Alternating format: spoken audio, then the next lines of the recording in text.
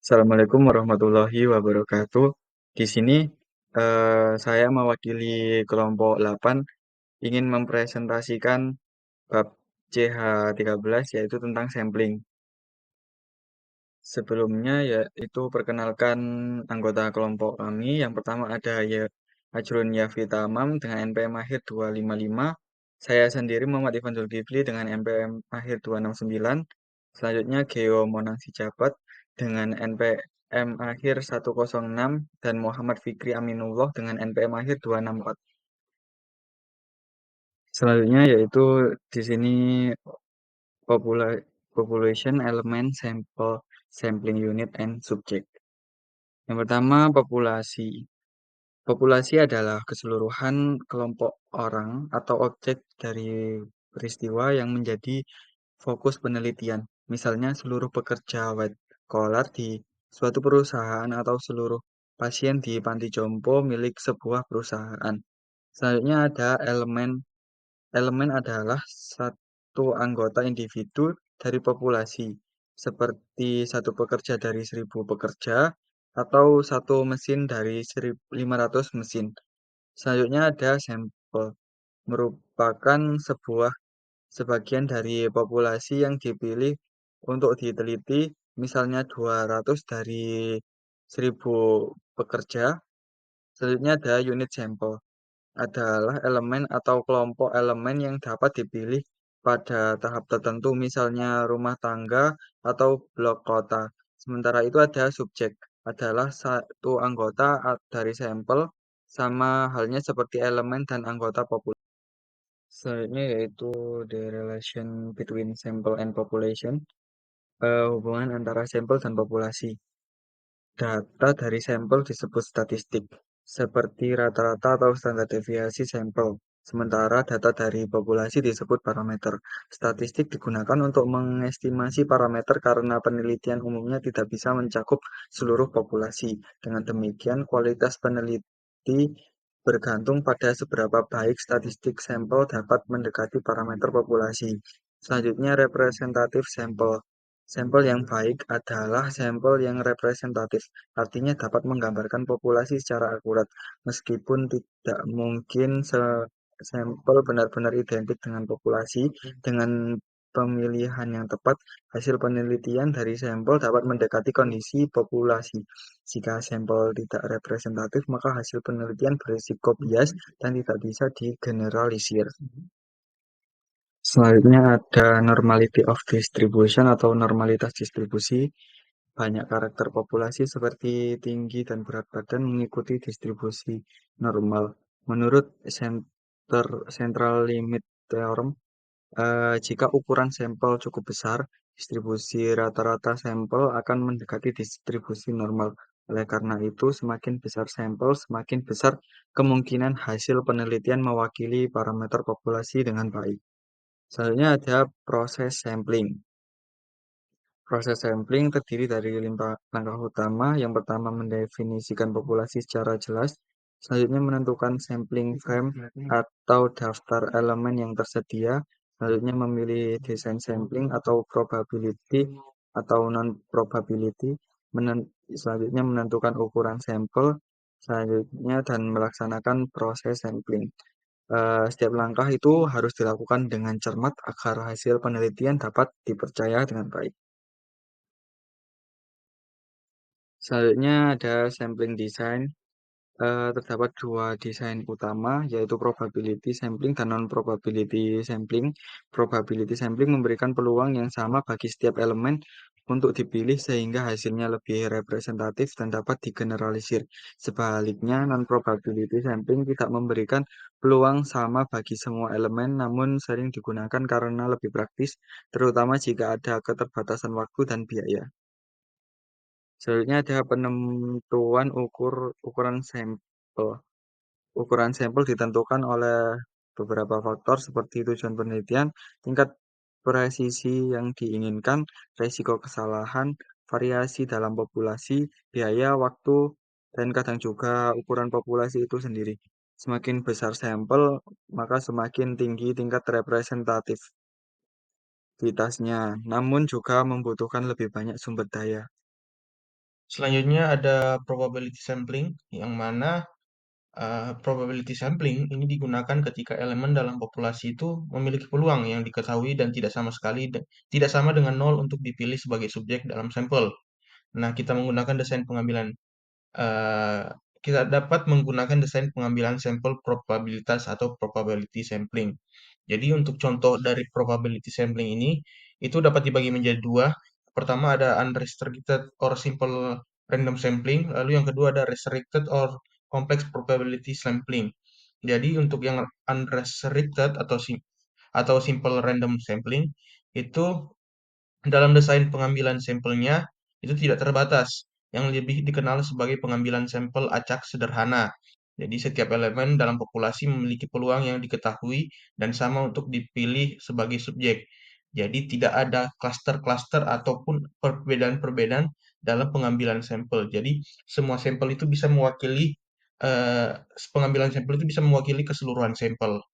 Lalu yang kedua ada restricted or complex probability sampling, yang mana yang kompleks probability sampling ini itu merupakan alternatif untuk desain pengambilan sampel acak sederhana.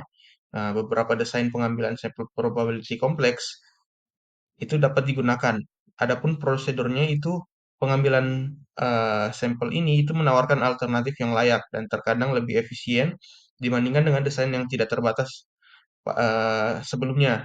Efisiensi meningkat karena lebih banyak informasi yang dapat diperoleh untuk ukuran sampel tertentu dengan menggunakan beberapa prosedur pengambilan sampel probabilitas kompleks dibandingkan dengan desain pengambilan sampel acak sederhana. Lalu untuk contoh dari restricted or complex probability sampling ini dapat dibagi menjadi 5. Yang pertama ada systematic sampling, di mana systematic sampling ini itu melibatkan pengambilan setiap elemen ke N dalam populasi dimulai dengan elemen yang dipilih secara acak antara satu dan N. Nah, seperti namanya yaitu systematic sampling, maka pemilihan sampel itu harus mengikuti pola atau sistematis. Jadi misal eh, mengambil sampel yang genap saja. Jadi dimulai dari 2, 4, 6, 8, 10 dan seterusnya. Atau mungkin bisa dipakai untuk yang kelipatan 7. Misal dari 350 sampel diambil yang kelipatan 7. Nah, kelipatan 7 ini akan mewakili seluruh sampel. Jadi 7, lalu 14, lalu 21, lalu 28 dan seterusnya. Lalu selanjutnya ada stratified random sampling, yang mana melibatkan proses stratifikasi atau pemisahan, diikuti dengan pemilihan subjek secara acak dari setiap strata. Nah, populasi pertama-tama dibagi menjadi kelompok-kelompok yang saling eksklusif dan relevan, sesuai dengan bermakna dalam konteks studi. Pengambilan sampel acak terstratifikasi dapat dibagi menjadi dua, yaitu proportionate dan disproportionate random sampling, yang mana proporsi ini itu membagi secara merata dan di disproportionate itu tidak merata atau acak. Misal kita membagi suatu sampel itu menjadi beberapa strata. Jadi dalam buku itu disebutkan bahwa ada yang berdasarkan level ininya, levelnya pada suatu perusahaan, level jabatannya. Nah, untuk proportionate itu akan diambil berdasarkan persenannya. Misal ditentukan 20%, maka keseluruhan dari level job ini itu akan diambil masing-masing 20. Tetapi kalau di disproporsi itu tidak akan eee, sesuai, tidak tidak akan sama dengan proporsi. Jadi tidak akan memakai 20% masing-masing dari level job-nya, tetapi untuk totalan akhirnya itu akan sama dengan proporsional. Jadi proporsional misalnya mengambil 150 sampel. Nah, 150 sampel ini akan dibagi menjadi berapa persen dari level ini, level ini, level ini. Tapi kalau yang disproporsi itu tidak akan, tapi total akhirnya itu akan sama 150. Lalu selanjutnya ada cluster sampling, yang mana cluster sampling ini adalah sampel yang dikumpulkan dalam kelompok atau kumpulan elemen, yang idealnya adalah agregat alami dari elemen di dalam populasi. Nah, dalam pengambilan sampel cluster itu populasi target pertama-tama akan dibagi menjadi cluster. Kemudian sampel acak dari klaster diambil dan untuk setiap klaster yang dipilih, baik semua elemen atau sampel dari elemen dimasukkan ke dalam sampel. Sampai klaster menawarkan lebih banyak heterogenitas dalam kelompok dan lebih banyak homogenitas di antara kelompok. Nah, untuk area sampling sendiri itu merupakan perwujudan yang lebih spesifik dari cluster sampling. Maka atau bisa dikatakan sebagai jenis khususnya dari cluster sampling. Nah, dalam hal ini, cluster ini terdiri dari area geografis, contohnya country atau blok kota atau batas tertentu dalam suatu lokalitas. Maka jika seseorang itu ingin mensurvei eh, suatu warga kota, itu bisa mendapatkan peta kota dulu, lalu mengambil sampel blok kota dan memilih responden dalam setiap blok kota.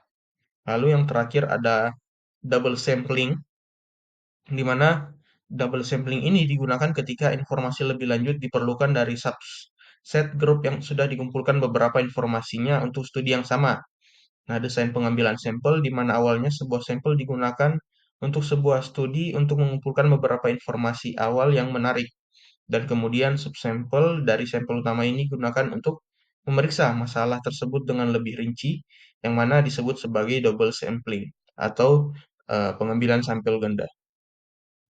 Selanjutnya ada non-probability sampling, yang mana perbedaan antara probability sampling dan non-probability sampling itu untuk non-probability sampling itu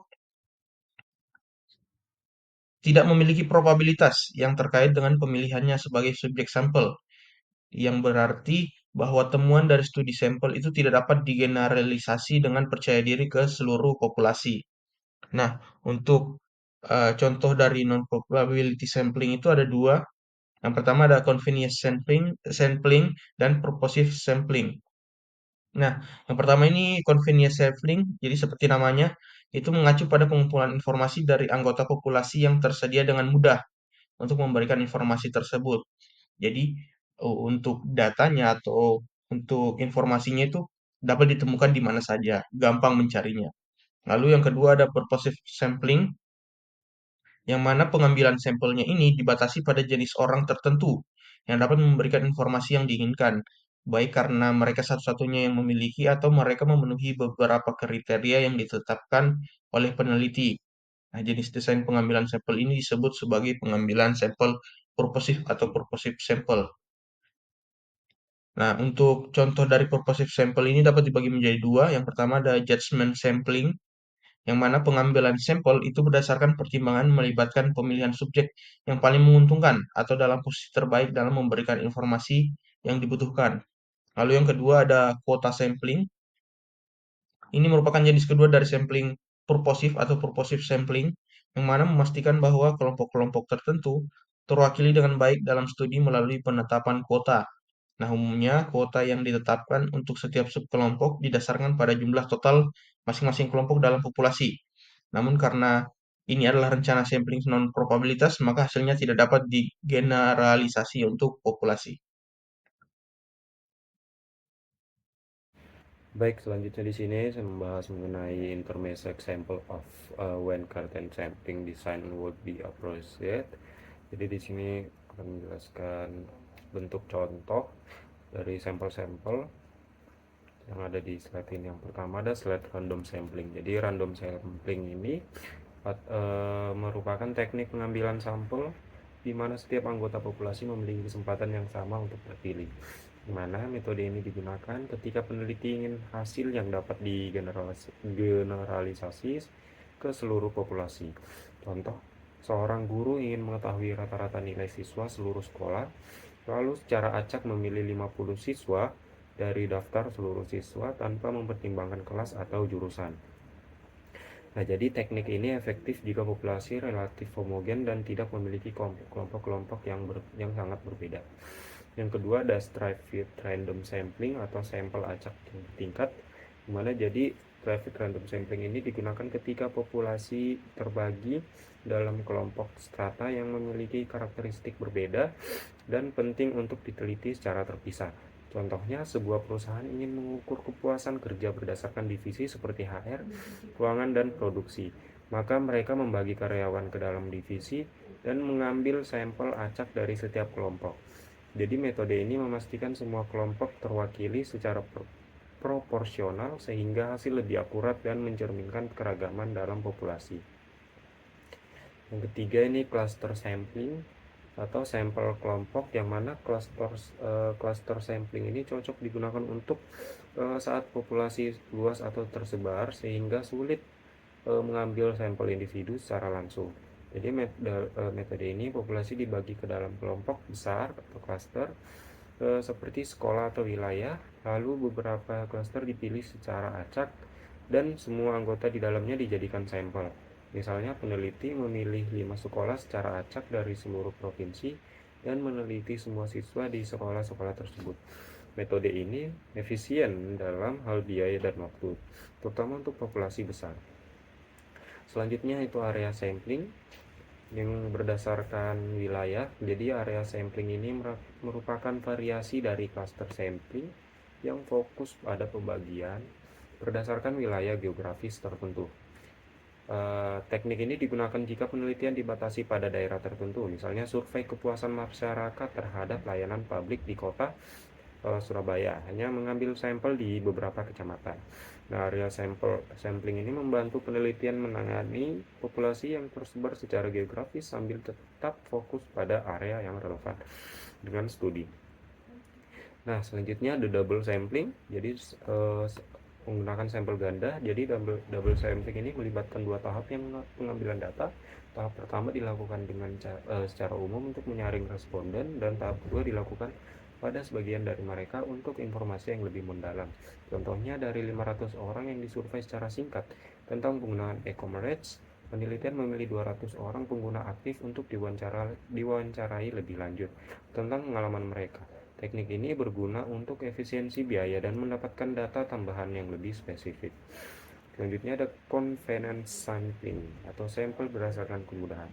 Jadi convenience sampling ini teknik non-probabilitas di mana peneliti mengambil sampel dari orang yang paling mudah dijangkau. Misalnya mahasiswa mewawancarai teman-temannya di kampus untuk tugas skripsi. Karena lebih cepat dan praktis, meskipun cepat dan murah, hasil metode ini dapat digeneralisasi karena tidak mewakili populasi secara keseluruhan. Maka teknik ini cocok digunakan untuk studi eksplorasi awal atau saat sumber daya sangat terbatas. Dan yang terakhir ada judgment sampling. Ini berdasarkan pertimbangan. Jadi judgment sampling ini teknik pengambilan sampel berdasarkan pertimbangan penelitian terhadap siapa yang paling mampu memberikan informasi relevan mendalam. Misalnya untuk meneliti kebijakan pertanian, peneliti mewawancarai pakar pertanian, pejabat dinas, dan petani berpengalaman. Teknik ini berguna ketika hanya orang dengan keahlian atau pengalaman tertentu dapat memberikan data yang dibutuhkan sehingga tidak cocok jika hasil yang ingin digeneralisasi. Nah, untuk selanjutnya itu issue of precision and confidence in determining sample size. Nah, jadi untuk yang pertama yaitu precision atau presisi. Jadi ini seberapa dekat hasil perkiraan kita dengan nilai sebenarnya atau parameter dalam suatu populasi.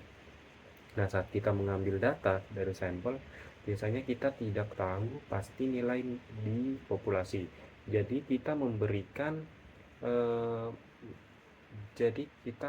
perkiraan dalam bentuk rentang yang disebut interval estimasi. Misalnya dari sampel acak 50 karyawan dari total 300 orang, diketahui bahwa rata-rata produksi harian adalah 50 unit per orang. Nah, kita mungkin memperkirakan bahwa rata-rata produksi sebenarnya berada di antara 40 hingga 60 unit. Rentang 40 sampai 60 ini disebut interval estimasi. Namun jika kita bisa mempersempit rentangnya menjadi 45 hingga 55, maka hasil kita menjadi lebih presisi karena intervalnya lebih sempit. Singkatnya, semakin sempit intervalnya, semakin tinggi tingkat presisinya. Artinya perkiraan kita semakin tepat dan mendekati kenyataan. Nah, untuk yang confidence atau kepercayaan ini menunjukkan seberapa dekat perkiraan kita dengan nilai sebenarnya di populasi. Kepercayaan menunjukkan seberapa yakin kita membawa perkiraan tersebut benar-benar mewakili populasi. Misalnya dalam contoh produksi sebelumnya memperkirakan rata-rata produksi sebenarnya antara 45 sampai 55 unit. Untuk lebih persisi daripada antara 40 sampai 60 unit, kita mungkin lebih yakin pada rentang yang lebih luas karena kemungkinan besar nilai sebenarnya ada di dalam rentang tersebut. Jadi ada trade-off antara presisi dan kepercayaan. Semakin sempit rentang presisi semakin tinggi, tapi kepercayaan menurun. Sebaliknya rentang lebih lebar memberi kepercayaan lebih tinggi, tetapi presisinya menurun. Selanjutnya ada data sampel dan pengujian hipotesis. Sejauh ini kita telah membahas data sampel sebagai sarana untuk memperkirakan parameter populasi. Tetapi data sampel juga dapat digunakan untuk menguji hipotesis mengenai nilai populasi daripada sekedar memperkirakan nilai populasi. Prosedur untuk pengujian ini mencakup informasi yang sama seperti dalam estimasi interval, tetapi tujuan dibalik kedua metode tersebut agak berbeda. Mengacu pada sebelumnya tentang rata-rata nilai pembelian dolar pelanggan di sebuah toko serba ada, alih-alih mencoba untuk memperkirakan rata-rata pembelian pelanggan toko dalam tingkat ketelitian tertentu, katakanlah kita ingin menentukan apakah pelanggan membelanjakan jumlah rata-rata yang sama dalam pembelian toko di serba ada A seperti di toko serba ada B. Dari sebelumnya kita tahu bahwa kita harus terlebih dahulu menetapkan hipotesis 0 yang menyatakan bahwa tidak ada perbedaan dalam nilai dolar yang dibelanjakan oleh pelanggan yang berbelanja di dua toko berbeda. Hal ini dinyatakan seperti H0 adalah mikro A dikurang mikro B sama dengan 0. Hipotesis alternatif perbedaan akan dinyatakan secara tidak terarah karena kita tidak tahu apakah pelanggan membeli lebih banyak di toko A atau toko B. Sebagai yaitu hipotesis A adalah mikro A dikurangi mikro B tidak sama dengan 0. Jika kita mengambil sampel 20 pelanggan dari masing-masing dua toko dan menemukan bahwa rata-rata nilai pembelian dolar pelanggan toko A adalah 105 dengan simpangan baku 10 dan angka yang sesuai untuk toko B adalah 100 dan 15, masing-masing kita melihat bahwa XA dikurang XB sama dengan 105 dikurang 5 menghasilkan 5. Pada hipotesis 0, kita telah mengajukan tidak ada perbedaan atau perbedaan sama dengan 0. Haruskah kita kemudian untuk menyimpulkan bahwa hipotesis alternatif kita dapat terima? Untuk menentukan hal ini, kita harus terlebih dahulu mencapai probabilitas atau kemungkinan bahwa kedua kelompok tersebut memiliki perbedaan sebesar 5 dalam konteks hipotesis 0, yaitu perbedaan 0. Hal ini dapat dilakukan dengan mengubah perbedaan dalam rata-rata sampel menjadi statistik T dan melihat probabilitas menemukan nilai T tersebut. Distribusi T memiliki probabilitas yang sudah diketahui dalam tabel statistik. Nah, melihat tabel distribusi T, kita menemukan bahwa dua sampel masing-masing 20 derajat kebebasan menjadi dalam kurung N1 plus N2 dikurang 2 sama dengan 38. Untuk nilai T agar signifikan pada tingkat 0,05, nilai kritis seharusnya sekitar 2,021. Kita perlu menggunakan uji kedua sisi karena kita tidak tahu apakah perbedaan toko A dan toko B akan positif atau negatif. Bahkan untuk probabilitas 90%, nilai setidaknya adalah 1,684. Statistik T dapat dihitung untuk menguji hipotesis kita adalah sebagian berikut, yaitu T jumlah nilai XA dikurang XB dikurang dalam kurung mikro A dikurang mikro B per S XA dikurang XB dengan SXA dikurang XB sama dengan akar daripada N1 S1 kuadrat plus N2 S2 kuadrat per N dalam kurung N1 plus N2 min 2 dikalikan dalam kurung 1 per N1 plus 1 per N2 tutup kurung sama dengan akar 20 dikali 10 kuadrat ditambah 20 dikali 15 kuadrat per 20 ditambah 20 dikurangi 2 dikali 1 per 20 ditambah 1 per 20. Sehingga T X jumlah X rata-rata XA dikurang XB dikurang mikro A per mikro B per 4136. Nah, kita sudah tahu bahwa rata-rata A dikurang rata-rata B sama dengan 5. dan mikro A dikurang mikro B sama dengan 0. Maka T sama dengan 5 min dikurang 0 per 4,136 menghasilkan 1,209. Nah, nilai T sebesar 1,209 ini jauh di bawah nilai 2,021 untuk 40 derajat kebebasan uji T2 populasi, paling dekat dengan 38 derajat kebebasan aktual. 20 ditambah 20 dikurangi 2 yang diperlukan untuk probabilitas konvensional 95%. Bahkan untuk probabilitas 90% yang memerlukan nilai 1,684, maka kita dapat mengatakan bahwa perbedaan sebesar 5 yang kita temukan antara kedua tokoh tersebut tidak signifikan berbeda dari 0. Kesimpulannya, tidak ada perbedaan yang signifikan antara berapa banyak pelanggan berbelanja di toko serba ada A dan toko serba ada B. Dengan demikian, kita menerima hipotesis 0 dan menolak hipotesis alternatif. Data sampel dengan demikian tidak hanya dapat digunakan untuk memperkirakan parameter populasi, tetapi juga menguji hipotesis tentang nilai populasi, korelasi populasi, dan seterusnya. Baik, selanjutnya adalah ukuran sampel. Baik rancangan pengambilan sampel maupun ukuran sampel penting untuk menetapkan keterwakilan sampel agar dapat digeneralisasi. Jika rancangan pengambilan sampel yang tepat digunakan, pengambilan sampel yang tepat tidak digunakan, ukuran sampel yang besar pun tidak akan dengan sendirinya memungkinkan temuan digeneralisasikan ke populasi. Demikian juga kecuali ukuran sampel memadai untuk tingkat ketelitian dan keyakinan yang diinginkan. Tidak ada rancangan pengembalian sampel betapapun canggihnya yang akan berguna bagi peneliti dalam mencapai tujuan penelitian. Oleh karena itu, keputusan pengambilan sampel harus mempertimbangkan baik rancangan pengambilan sampel maupun ukuran sampel. Yang pertama adalah menentukan ukuran sampel. Nah, sekarang kita sadar bahwa ukuran sampel ditentukan oleh sejauh mana tingkat ketelitian dan keyakinan yang diinginkan. Bagaimana kita menentukan ukuran sampel yang diperlukan untuk penelitian?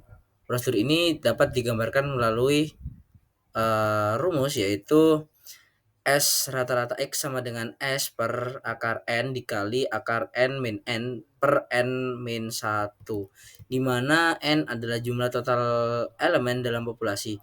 N kecil adalah ukuran sampel yang ditaksirkan dan S adalah simpangan baku dari rata-rata sampel, dan S rata-rata X adalah kesalahan baku estimasi rata-rata.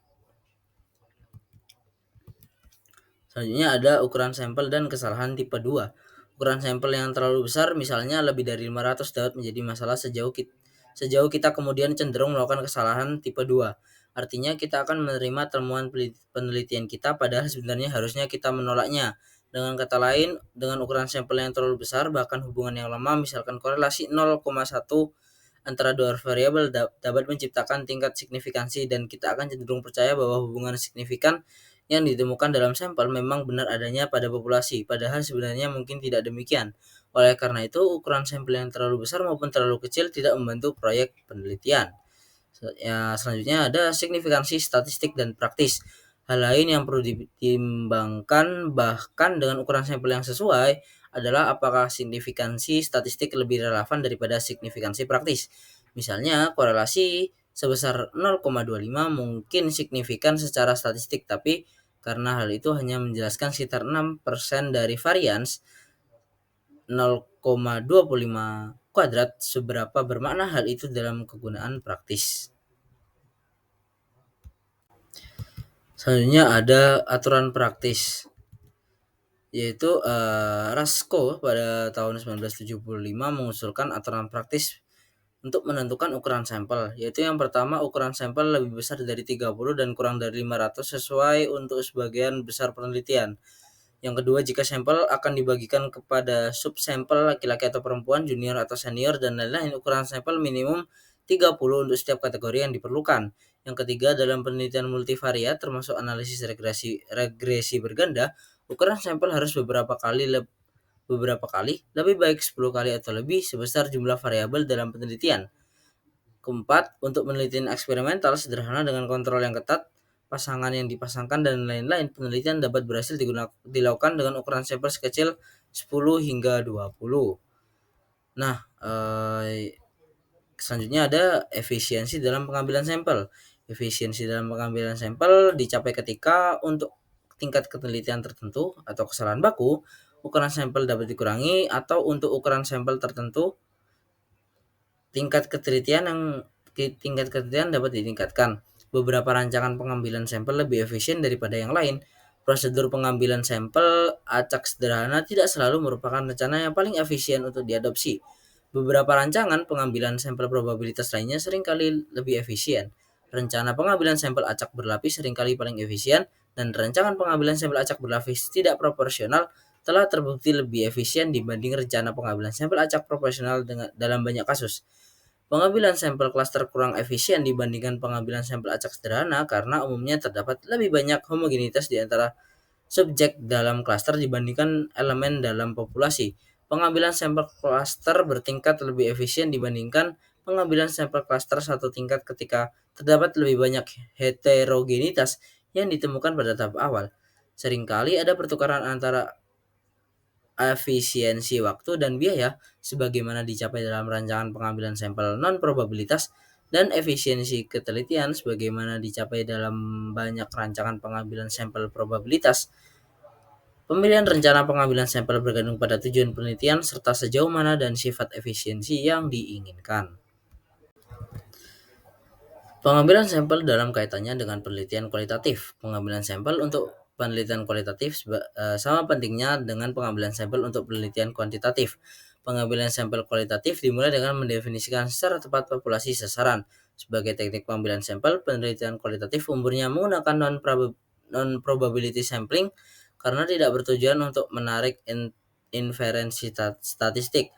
Purposive sampling adalah salah satu teknik yang sering digunakan dalam penelitian kualitatif. Subjek dipilih berdasarkan keahlian dalam bidang yang sedang diteliti. Penting agar subjek dipilih sedemikian rupa sehingga mereka mencerminkan keragaman populasi. Salah satu bentuk purposive sampling adalah theoretical sampling yang diperkenalkan oleh Glaser dan Strauss 1967 dalam karya mereka Teori Dasar atau Grounded Theory. Istilah grounded theory sendiri mengungkapkan gagasan bahwa teori akan muncul dari data melalui proses iteratif yang melibatkan pengambilan sampel berulang, pengumpulan data, dan analisis data hingga tercapai kejenuhan teoritis. Kejenuhan teoritis sendiri dicapai ketika tidak ada informasi baru tentang subjek yang muncul dalam kasus berulang. Pengambilan sampel teoritis mungkin tidak dimulai dengan purposive sampling, tetapi pemilihan subjektif tambahan diarahkan oleh kerangka teoritis yang muncul. Menurut Glaser, pengambilan sampel teoritis terjadi ketika peneliti secara bersamaan mengumpulkan, membuat kode, dan menganalisis datanya serta memutuskan data apa yang akan dikumpulkan selanjutnya dan di mana menemukannya untuk mengembangkan teorinya seiring dengan kemunculannya. Karena mustahil untuk memprediksi kapan kejenuhan teoritis tercapai, kita tidak dapat menentukan berapa banyak subjek yang perlu diambil sampel di awal penelitian. Sebaliknya, aturan umum dalam penelitian kualitatif adalah Anda terus mengambil sampel sampai Anda tidak lagi mendapatkan informasi baru atau tidak lagi memperoleh wawasan baru.